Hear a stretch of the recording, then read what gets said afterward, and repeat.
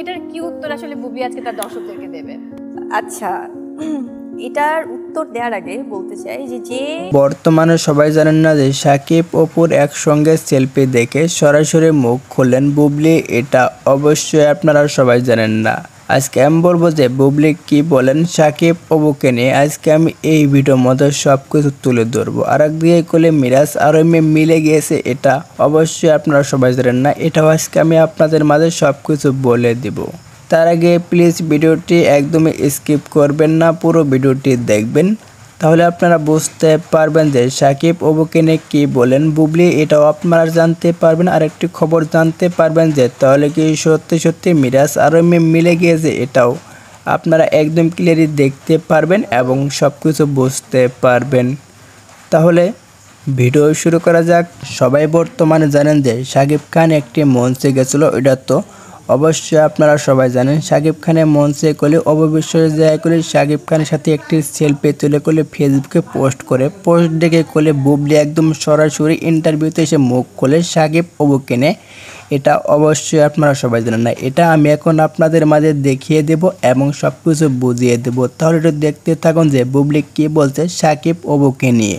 তাদেরকে মিনিমাম কয়েক ঘন্টা পিটানো উচিত, মানে সিরিয়াসলি।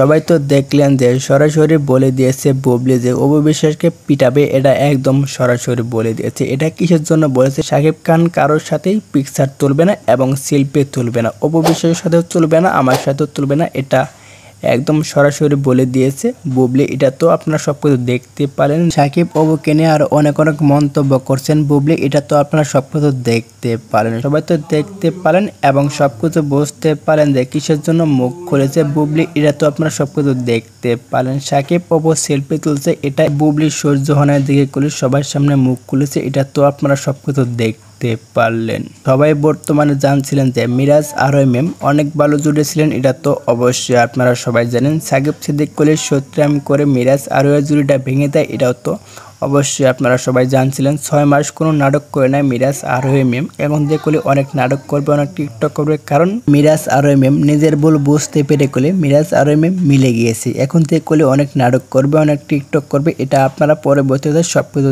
দেখতে পারবেন। সবাই বর্তমানে জানেন না যে মিরাজ আর মেম 4টা বছর প্রেম করছিল, এটা তো অবশ্যই আপনারা সবাই জানেন না। 4টা বছর প্রেম করার পরে খুলে দর্শকরা জেনে যায়, অনেক অনেক মন্তব্য করে দর্শকরা, তারপরে খুলে মিরাজ আর মেম ব্রেকআপ করে দেয়। তারপর থেকে খুলে মিরাজ আর জুটিটা ভেঙে যায়। তারপর মিরাজ আর মেম নিজের ভুল বুঝতে পেরে খুলে আবার খুলে মিরাজ আর মেম মিলে গিয়েছে, এটা তো আপনারা সব কিছু জানতে পারলেন। মিরাজ আর মেম যে মিলে গিয়েছে, এটা আপনাদের কাছে কেমন লেগেছে এটা অবশ্যই আপনারা কমেন্ট বক্সে জানিয়ে দিবেন।